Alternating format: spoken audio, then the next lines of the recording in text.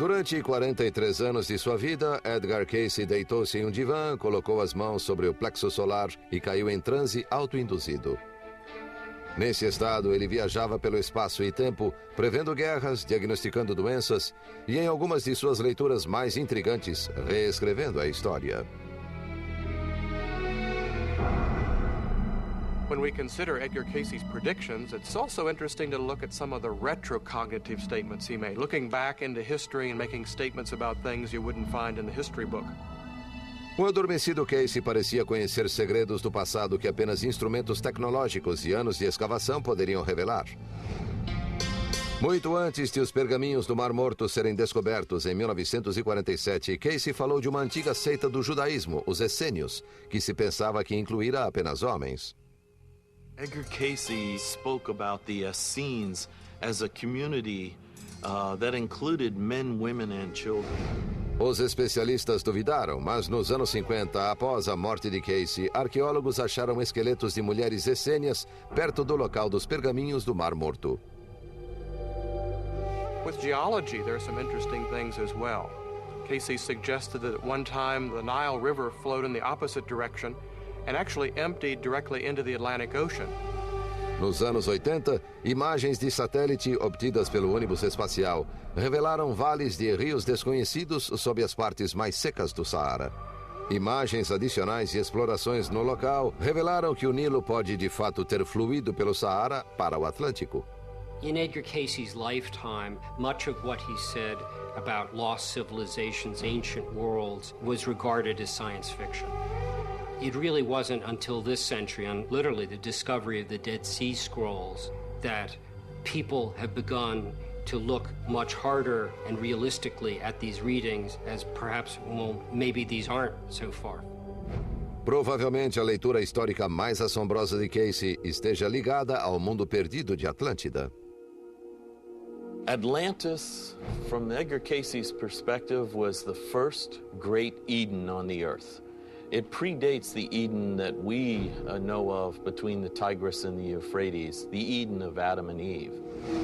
Edgar Cayce saw Atlantis as a massive continent in the middle of the Atlantic Ocean. At the time, the individuals that populated the area had a deep understanding of the forces of the universe and could actually harness some of these powers to use devices such as flying machines and crystals and so forth.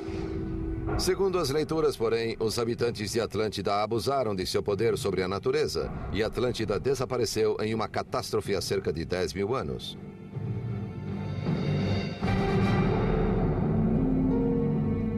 A profecia com data mais específica dizia que parte da Atlântida surgiria novamente em 1968. Isso não aconteceu. Mas nesse ano, uma estranha formação chamada de Muralha de Bimini foi descoberta nas Bahamas. Most geologists think it's beach rock. Beach rock is rock that fractures parallel to the shore. Well, this is parallel to the shore, but the end of it curves around in a kind of a J shape, so that's unusual. Ninguém reuniu provas conclusivas de que a Atlântida se encontra sob as Bahamas. Mas, segundo Cayce, Bimini não é o único elo com o continente perdido. Ele disse que, antes da destruição final, os habitantes de Atlântida ocultaram registros de sua história em outros locais. One was in the Yucatan Peninsula, the other was off the right front paw of the Sphinx in Egypt. No início dos anos 90, o Dr. Robert Schoch, um professor de geologia da Universidade de Boston, realizou pesquisas geológicas e sísmicas na Esfinge. I was not in the business to support Edgar Cayce or any other, I'll call him psychic or prophet. I really knew nothing about him other than his name. Schoch e sua equipe fizeram uma descoberta surpreendente. We were able to model what was underneath the Great Sphinx. We found under and in front of the left paw of the Sphinx what I believe is a major chamber, maybe up to 25 meters below the surface. Based on its regularity, it looks like it was human carved, and not only is it definitely there, but it seems to have something in it. The way it resonated, the way it ringed, seems to indicate there's something in the chamber. Será a sala dos registros de Atlântida mencionada por Casey? Ninguém a explorou ainda e as intrigantes profecias de Casey sobre a Atlântida ainda não foram confirmadas. Alguns sugerem que o método de Casey e não seu material é que terá o efeito mais duradouro em nossa compreensão de nós mesmos e do mundo que nos rodeia. Na verdade, Casey sugeriu que com prática todos poderíamos fazer o que ele fazia. Não acredito que haja alguém sem a capacidade que tem. Bastaria dispor-se a deixar de lado o interesse pessoal para desenvolver essas capacidades. Casey conseguiu descrever onde obtinha informações durante o transe. Ele disse que vinham da mente subconsciente da pessoa para quem fazia a leitura, que lia os registros akáshicos, uma fonte universal de conhecimento que contém todo o passado, o presente e o futuro possível da humanidade.